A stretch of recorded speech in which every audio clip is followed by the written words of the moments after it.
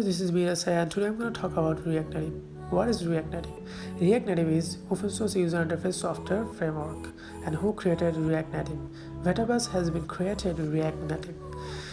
আর React Native কোথা থেকে আসছে? React Native আসছে React JS থেকে 2011 জর্ডান ওয়াক নামে একজন সফটওয়্যার ইঞ্জিনিয়ার React JS কি করে ডেভেলপ করে। আর জর্ডান ওয়াক ছিলেন ফেসবুকের একজন এমপ্লয়ি। আর React JS থেকে React Native 2015 and 15 মার্চে React Native রিলিজ করেন মেটাভার্স। আর ফেসবুক সেটা রিলিজ করার পরে ফেসবুক অ্যান্ড ইনস্টাগ্রাম তারা নিজেরাই ফেসবুক অ্যান্ড ইনস্টাগ্রাম এগিন ডেভেলপ করে উইথ React Native। সো এই জন্য React Native অনেক পপুলারিটি পাচ্ছে। আর React Native আরেকটা সুবিধা হচ্ছে আমরা একই কোডিংয়ের মাধ্যমে দুটো অ্যাপ্লিকেশনের জন্য আলাদা আলাদাভাবে সফটওয়্যার ডেভেলপ করতে পারি, লাইক অ্যান্ড্রয়েড অ্যান্ড iOS। এই দুইটা ভার্সনের অ্যাপ্লিকেশন আমরা একই কোডিংয়ের মাধ্যমে করতে পারি। আমাদেরকে অ্যাপল বা অ্যান্ড্রয়েড অ্যান্ড iOS-এর জন্য আলাদা আলাদাভাবে কোডিং করতে হবে না। সুবিধা হচ্ছে এটাই।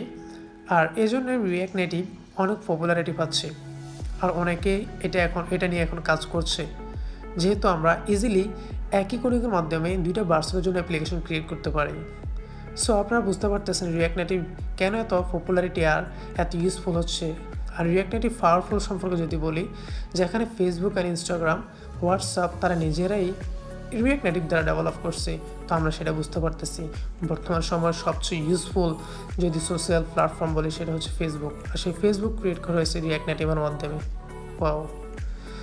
তারপরও এগুলো ছাড়াও React Native দ্বারা আরও কিছু সফটওয়্যার অ্যাপ্লিকেশন ক্রিয়েট করা হয়, যেমন স্কাইপি 2010-এর আগে আমরা দেখতাম যে ভিডিও চ্যাটিংয়ের একটা অ্যাপ্লিকেশন আমরা দেখতাম ল্যাপটপের স্ক্রিনে, টিভির স্ক্রিনে, সেটা হচ্ছে স্কাইপি। আর সেই স্কাইপিও তাদের কিছু design and functionality React Native দ্বারা করে। তারপর ডিসকর্ড নামে অ্যাপ্লিকেশনটাও কিন্তু React Native দ্বারা করে। তারপরে করা হয় ইউভার ইটস দেওয়া React Native দ্বারা ক্রিয়েট করা হয়। সো আমি আজকে দেখাবো React Native কীভাবে আমাদের macbook or iMac-এ এনভায়রনমেন্ট সেট আপ করতে হয়। আর টোটালি এই বিষয়টা আমরা ফলো করবো হচ্ছে React Native-এর অফিসিয়াল ওয়েবসাইট থেকে। সেখান থেকে আমরা ইনস্ট্রাকশন ফলো করে আমরা এনভায়রনমেন্ট সেট আপ করবো। সো আমরা এখন চলে যাব কোথায়, React Native-এর অফিসিয়াল ওয়েবসাইটে। So let's go. তো চলুন আমরা এখন React Native-এর অফিসিয়াল ওয়েবসাইটে যাই। তো React Native-এর অফিসিয়াল ওয়েবসাইট হচ্ছে reactnative.dev। তো এটা হচ্ছে তাদের ডোমেইন, তো এটা হচ্ছে তাদের ওয়েবসাইট। So get started. এখানে গেলে আমরা তাদের এনভায়রনমেন্ট সেট আপের অপশনে চলে যাব। সো এখানে আমরা দেখতে পাচ্ছি expo go, quick start and React Native CLI quick start. তো আমরা এখানে ম্যাকওস, যেহেতু আমরা ম্যাকবুকে সেট আপ করবো ম্যাকওস, তারপরে হচ্ছে অ্যান্ড্রয়েড হবে। তারপর নোড অ্যান্ড ওয়াচম্যান আমাদের ইনস্টল করতে হবে। আমাদেরকে হোম ভিউটা আগে ইনস্টল করে নিই। তো হোম ভিউর ওয়েবসাইটে আমরা চলে গেলাম। যাওয়ার পর এখানে যে কমান্ড লাইনটা আছে সেখান থেকে কমান্ড লাইনটা কপি করলাম। কপি করার পর আমাদের সিস্টেমের যে টার্মিনাল আছে সেই টার্মিনালে গিয়ে আমরা এটা পেস্ট করে দেব। সো আমি টার্মিনালটা ওপেন করে নিলাম। ওপেন করে নেওয়ার পরে এখানে আমি পেস্ট করলাম। পেস্ট করার পরে আমি hit enter. So it will takes few minutes. আর যদি আপনার কম্পিউটারে ইনস্টল করা থাকে তাহলে সেটা আপগ্রেড হয়ে যাবে, আর ইনস্টল না করা থাকলে কী হবে, ইনস্টল হবে। সো একটু সময় নেবে, সে পর্যন্ত আমরা অপেক্ষা করি।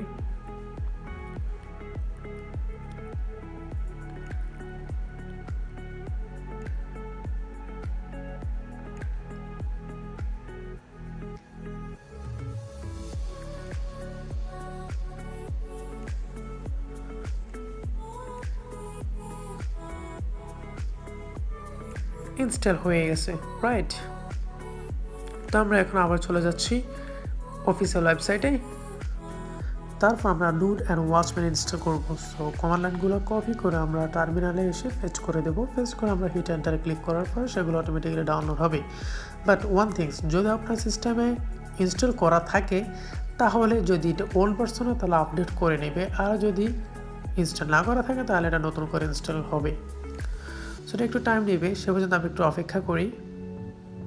ওয়াচম্যান আর Node.js দুটো ইনস্টল হবে আমাদের সিস্টেমে। তো Node.js-টা ইনস্টল হয়ে গেছে, ওয়াচম্যানও ইনস্টল হয়ে গেছে। সো ক্লিয়ার করে দিলাম। আমরা আবার চলে গেলাম ওয়েবসাইটে। তারপর আমাদেরকে জাভা ডেভেলপমেন্ট কিট ইনস্টল করতে হবে, ঠিক আছে। তো সেটা করার জন্য আমরা নিচে যে কমান্ড লাইন দুইটা আছে সেগুলো কপি করে আমাদের টার্মিনালে আবার পেস্ট করে দেব। যদি আপনার সিস্টেমে ইনস্টল করা থাকে তাহলে সেটা ইনস্টল হবে না, যদি ইনস্টল না করা থাকে তাহলে ইনস্টল হবে, যদি ওল্ড ভার্সন হয় তাহলে আপডেট করে নেবে, ঠিক আছে। সো আমার ইনস্টল করা আছে, এই জন্য আমি এখানে একটা ওয়ার্নিং পাইলাম, ক্লিয়ার করে দিলাম, চলে গেলাম আবার ওয়েবসাইটে। তারপর আমাদেরকে বলছে অ্যান্ড্রয়েড স্টুডিও ইনস্টল করার জন্য। তারপর আমরা সেখানে ক্লিক করার পর আমাদেরকে অ্যান্ড্রয়েড স্টুডিও ডাউনলোড করার পেজে চলে যাবে। এখান থেকে আমরা অ্যান্ড্রয়েড স্টুডিওটা ডাউনলোড করে ইনস্টল করে নেব। ইনস্টল করার পরে তারপর আমরা অ্যান্ড্রয়েড স্টুডিওটা ওপেন করব, কারণ সেখানে একটু কনফিগারেশন সেটিং করতে হবে। তো আমি অ্যান্ড্রয়েড স্টুডিওটা ওপেন করে নিলাম। ওপেন করার পরে আমাদের অ্যান্ড্রয়েড স্টুডিও আসলে যেভাবে আসবে ঠিক সেখান থেকে আমাদেরকে কনফিগারেশন সেটিং করতে হবে। তো ফেসটা এইভাবে আসলে তারপর আমরা মোর অ্যাকশন নামে কিছু দেখতে পাবো, সেখানে ক্লিক করে আমরা এসডিকে ম্যানেজারে চলে যাব। এসডিকে ম্যানেজারে চলে যাওয়ার পরে আমরা আবার ওয়েবসাইটে যাই, সেখানে আমাদের রিকোয়ারমেন্টসগুলো কি সেগুলো একটু দেখে আসি, ঠিক আছে। এখানে রিকোয়ার্ড হচ্ছে অ্যান্ড্রয়েড এসডিকে, তারপরে এসডিকে প্ল্যাটফর্ম। আমি একটু যদি নিচে স্ক্রোল করি তাহলে এখানে দেখতে পারবো install the SDK Android SDK. তারপর আমরা এখানে দেখতে পাবো যে অ্যান্ড্রয়েড ভার্সন 12s, এটা হচ্ছে অ্যান্ড্রয়েড ভার্সন। তারপর যে আরেকটু স্ক্রোল করি তাহলে এখানে দেখবো যে অ্যান্ড্রয়েড এসডিকে প্ল্যাটফর্ম, ঠিক আছে। তারপরে ভার্সন 12 হবে, তারপরে ইন্টেল X68 অ্যাটম সেটা ইনস্টল করতে হবে। সো আমরা স্ক্রল করে নিচে যাই, এটা হচ্ছে অ্যান্ড্রয়েড ভার্সন 12s আর অ্যান্ড্রয়েড এসডিকে প্ল্যাটফর্ম আছে, তারপর হচ্ছে ইন্টেল X86 সেটাও আছে। তারপর আমরা অ্যাপ্লাই দিলে সেটা ডাউনলোড হওয়া শুরু করবে। তারপর এখানে আরও বলছে যে অ্যান্ড্রয়েড এসডিকে টুলস সেটা যেন হয় 31.00। তো আমরা আবার এসডিকে টুলসে গিয়ে সেটা দেখবো যে 31.00 ইনস্টল করা আছে কিনা, সেটা সিলেক্ট করে আবার অ্যাপ্লাই দিলে সেটাও ডাউনলোড হয়ে যাবে। তো এগুলো করার পর আমরা ক্লোজ করে দেবো। ক্লোজ করার পর আমরা আবার চলে যাব কোথায়, ভার্চুয়াল ডিভাইস ম্যানেজার। যেহেতু আমাদের সিমুলেটর লাগবে তাহলে আমাদেরকে একটা সিমুলেটর ক্রিয়েট করতে হবে, ক্রিয়েট ডিভাইস। তারপর আমরা যে কোনো একটা মোবাইল মডেল আমরা সিলেক্ট করে নিলাম, নেওয়ার পর আমাদেরকে অবভিয়াসলি কী করতে হবে, করতে হবে যে ভার্সন সেটাকে আমাদেরকে সিলেক্ট করে দিতে হবে। তো আমি 31টা সিলেক্ট করে নেক্সট, আবার যদি আমি এখন ফিনিশ দিই তাহলে আমাদের সিমুলেটরটা ক্রিয়েট হয়ে যাবে। তো যেহেতু আমার ক্রিয়েট করা আছে আমি ক্রিয়েট করলাম না, আমাদের অ্যান্ড্রয়েড স্টুডিও তার কোনো কাজ নাই। তারপর আমাদেরকে এখন configure the Android SDK root environment variable, এটা আমাদেরকে করতে হবে। এই এনভায়রনমেন্ট ভেরিয়েবলগুলো আমাদের কোথায় রাখতে হবে, হোম ভেরিয়েবলে রাখতে হবে, ঠিক আছে। তো এখন আপনার ম্যাকবুক কিসে ইউজ করতেছেন, এখানে আমি দেখুন যে ZSH আমার হচ্ছে টার্মিনাল। তো এখানে বলা আছে if you are using ZHS then, তার মানে আমার Z প্রোফাইল এটা লাগবে। তো আমি এখানে Z প্রোফাইল এটা নিলাম। তারপর এখানে ওপেন দিয়ে, সরি মিস্টেক, ওটা কপি হয় নাই। So okay, no problem, just wait for few seconds. Okay, এখন আমি এখান থেকে আবার এটা কপি করে নিলাম। কপি করার পরে সেখানে গিয়ে আবার ওপেন অ্যান্ড পেস্ট, তাহলে আমাদের বক্সটা ওপেন হয়ে গেল। আর এগুলো আমি রিমুভ করে দিব, এখান থেকে এটা কপি করে নিলাম, কপি করে এখানে এগুলো রিমুভ করে আবার পেস্ট করে সেভ করে দিলাম। ওকে, তো এখান থেকে আমি সেভ করে দিলাম। সেভ করে দেওয়ার পর এটা আমি ক্লোজ করে দিলাম। তো এটা আমার আর লাগতেছে না। এখন আমরা আবার চলে যাই নেক্সট, আমাদেরকে কি বলছে, আমাদেরকে এখানে আর কিছুই করতে হবে না, আমাদের অ্যান্ড্রয়েডের জন্য সেটিং ফিনিশ। এখন যদি আমরা npx react native আমাদের সফটওয়্যার নাম দিই তাহলে কিন্তু অ্যান্ড্রয়েড সফটওয়্যার হয়ে যাবে, এই কাজ শুরু করে দিবে। তো এখন আমরা iOS-এর জন্য সেট আপ করবো। তো এটাই থাকলো অ্যান্ড ডেভেলপমেন্ট ওস ম্যাক ওস, যেহেতু ম্যাকবুক আর টার্গেট হচ্ছে iOS।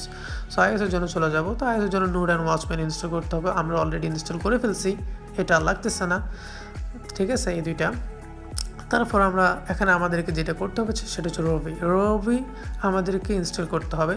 তো এখানে একটা জিনিস ফলো করতে হবে যে Ruby 2.6.8 which is not what is required by React Native, সেটা কিন্তু হচ্ছে না, আপনাকে মাস্ট রিকোয়ার্ড হতে হবে 2.7.0, এটা থাকতে হবে React Native-এর জন্য, ঠিক আছে। এখানে তারা বলে দিচ্ছে আপনি রুবি ভার্সনটা চেক করে নেবেন, তারপর ইনস্টল করে নেবেন এখান থেকে। তারপর আমাদেরকে বলছে এক্সকোড, ঠিক আছে। তো এক্সকোডটা ইনস্টল করার জন্য আমাদের ম্যাকবুকের অ্যাপ স্টোরে গিয়ে আমরা এক্সকোডটা কী করে নিব, ইনস্টল করে নেব, ঠিক আছে। ইনস্টল করার পর আমরা ম্যাকবুক থেকে আমাদের এক্সকোডটা ওপেন করে নেব। তো আমি এখান থেকে ওপেন করে নিচ্ছি আমার এক্সকোডটা, ঠিক আছে।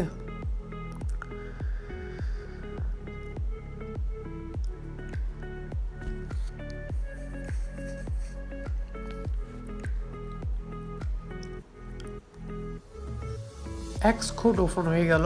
তো আমাদেরকে এখন কোথায় যাইতে হবে আমরা একটু দেখি। আমাদেরকে কি বলছে যে কমান্ড লাইনটা কি প্রেফারেন্সে যাইয়ে আমাদেরকে কোথায় যাইতে হবে, লোকেশন প্যানেলে যেতে হবে। লোকেশন প্যানেলে গিয়ে আমাদেরকে এই যে কমান্ড লাইনটা সেটা সিলেক্ট করে দিতে হবে, ঠিক আছে। সেটা এফটি থাকবে, তো আমরা সেটা সিলেক্ট করে দেব।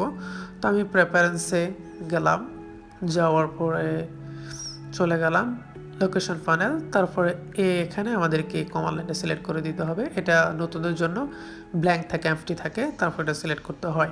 তারপর আমাদেরকে কি করতে হবে, এখানে এক্স করে গিয়ে আবার প্রেফারেন্সে গিয়ে আমাদেরকে কম্পোনেন্টসে যাইতে হবে। কম্পোনেন্টসে গিয়ে আমাদেরকে একটা সিমুলেটর কী করতে হবে, ডাউনলোড করে নিতে হবে, ইনস্টল করতে হবে। সেটা হচ্ছে আবার ওই যে অ্যান্ড্রয়েডের মতো একটা সিমুলেটর ইনস্টল করে নিতে হবে যদি আমরা ভার্চুয়াল ডিভাইসে আমাদের অ্যাপ্লিকেশন রান করতে চাই। তো সেটা হয়ে যাওয়ার পর আমরা এখন কোকাপোর্টসে যাব। তো কোকাপোর্টস মোস্ট ইম্পর্টেন্ট, এটা রুবির সাথে কানেক্টেড। সো আমরা কোকাপোর্টটা ইনস্টল করে নিই, তখন আলো আমাদের সফটওয়্যার রান হবে না, ঠিক আছে। সো আমরা এখান থেকে কোকাপোর্টের অফিসিয়াল ওয়েবসাইটে চলে আসলাম। তারপরে এখান থেকে কমান্ড লাইনটা কপি করে আমরা ইনস্টল করে দিব কোথায়, পেস্ট করে দিব আমাদের টার্মিনালে, ঠিক আছে। টার্মিনালে পেস্ট করার পরে হিট এন্টার, পাসওয়ার্ড রিকোয়ার্ড, পাসওয়ার্ডটা দিয়ে আবার হিট এন্টার করে দিলে আমাদের জেম অ্যান্ড কোকাপোর্টটা ইনস্টল হয়ে যাবে। তো এটা একটু সময় লাগবে, যদি ইনস্টল করা থাকে তাহলে আর ইনস্টল হবে না। আর এটা অনেক সমস্যা হয়, ইনস্টল হতে চায় না। আর বিশেষ করে যদি মন্টেরিতে একটু প্রবলেম হয়, সেখানে আলাদাভাবে কনফিগার করা লাগে, সেটিং করা লাগে, ঠিক আছে। তারপরে সেটা করার পরে আমাদের সেটিং আপও হয়ে গেল, ঠিক আছে। এখানে আর কোনো কাজ নাই, এখন আমরা অ্যাপ্লিকেশন ক্রিয়েট করতে পারি। npx react native project name, software name. So এখন আমাদের একটা সফটওয়্যার ক্রিয়েট করব। সো আমি একটা ফোল্ডার ক্রিয়েট করে নিলাম, ফোল্ডারের ভিতরে আমি একটা সফটওয়্যার ক্রিয়েট করে নিলাম এখানে, যে মাই অ্যাপ নামে। তো আমি ভিজুয়াল স্টুডিওতে আমার ফোল্ডারটা আমি ওপেন করে নিলাম। তারপর টার্মিনাল থেকে আমি এখানে আসলাম, আসার পরে আমাকে npx react native project name, app name, তারপরে হিট এন্টার করে দেওয়ার পরে একটু সময় লাগবে। আমাদের ডিপেন্ডেন্সিস, তারপরে সেখানে কিছু রেকর্ড ফাইল আছে, মডুলস আছে, সেগুলো ডাউনলোড হবে, ঠিক আছে। এগুলোর জন্য আমাদেরকে একটু সময় দিতে হবে, এটা 5-10 মিনিট লাগতে পারে। সো আমাদের এগুলা ডাউনলোড হয়ে গেছে, এখানে আমি ক্লিয়ার করে দিলাম, ঠিক আছে। এই হচ্ছে আমাদের অ্যাপস। তো আমরা এখান থেকে যদি এখন অ্যাপসটা রান করি, তাহলে npx react native run Android দিলে আমাদের অ্যাপ্লিকেশনটা রান হয়ে যাবে, আমাদের সিমুলেটরে ইনস্টল হয়ে যাবে। সো আমি রান অ্যান্ড্রয়েড দিয়ে হিট এন্টারে দিলাম, এটা এখানে একটু বিল্ড হবে, আর এটা দিলে আমাদের সিমুলেটরটা রান হয়ে যাবে। রান হয়ে সিমুলেটরে আমাদের অ্যাপ্লিকেশনটা ইনস্টল হয়ে যাবে। So also it will tax few minutes.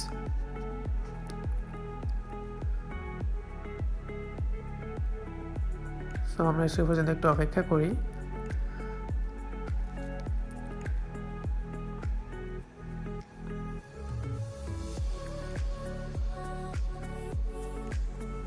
তো আমাদের অ্যাপ্লিকেশনটা এখন বিল্ডিং হচ্ছে, আমাদের ইনস্টলিং হচ্ছে আমাদের সিমুলেটরে।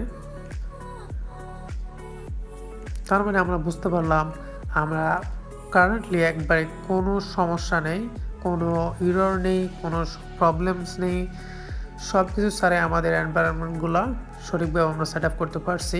যেহেতু আমাদের অ্যাপ্লিকেশন ক্রিয়েট হয়েছে, সেটা আমাদের সিমুলেটরে রান হয়ে গেছে, ইনস্টল হয়ে গেছে, দ্যাট মিনস আমরা কোনো প্রবলেম পড়ি নাই। Okay, so without any problems finally we have setting successfully. So এটা একটু সময় নেবে বিল্ডিং হতে। তারপর আমি সেখানে একটা ক্লক মানে আমাদের ঘড়ি সেটা একটু করে দেখাবো, সেটিং করে দেখাবো যে ঘড়ি কীভাবে চলে ক্লাস কম্পোনেন্টের মাধ্যমে। আর রিয়্যাক্ট জেএস ও রিয়্যাক্ট নেটিভ বোথ তারা কম্পোনেন্ট নিয়ে কাজ করে। এই জিনিসটা একটু মাথায় রাখি যে সব কিছুতে কম্পোনেন্ট আলাদা আলাদা কম্পোনেন্ট নিয়ে কাজ করে। তো এটা হচ্ছে আমার অ্যাপ। তো এখানে সফটওয়্যারটা রান হয়ে গেছে।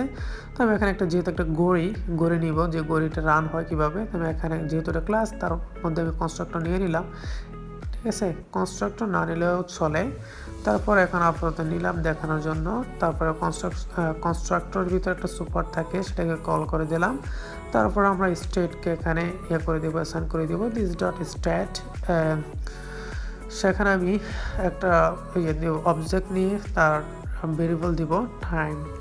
আর টাইমের আন্ডারে আমরা নিউ ডেট নামে আমরা ডেটটাকে কল করে দিব, ঠিক আছে। কল করে দেওয়ার পরে তারপর আমরা এখানে এসে আমরা করে দেবো, ওই ঘড়িটাকে রান করে দেব। তো আমি তার আগে আগে দেখি আমাদের মোবাইলে যে ঘড়িটা আসছে কিনা। তো আমরা এখানে কার্লি ব্রেসেস দিয়ে দিস ডট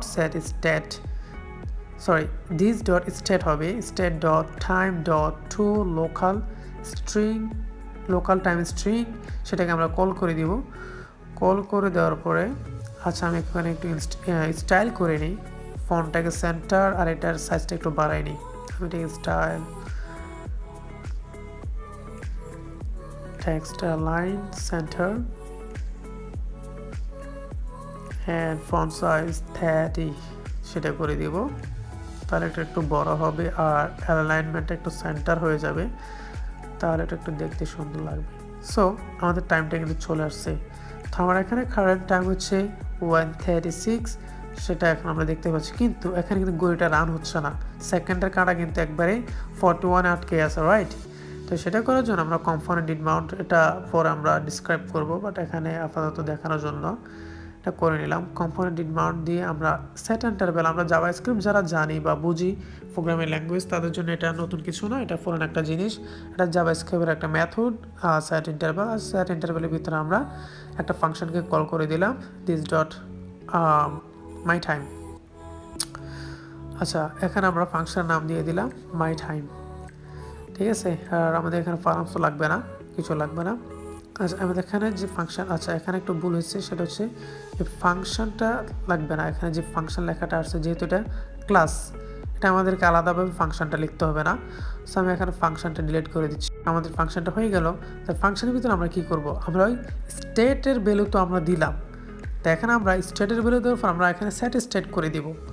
তো এখানে সেট স্টেট, আমাদের সেট স্টেট এই জন্য যেন সেটা আপডেট হয়।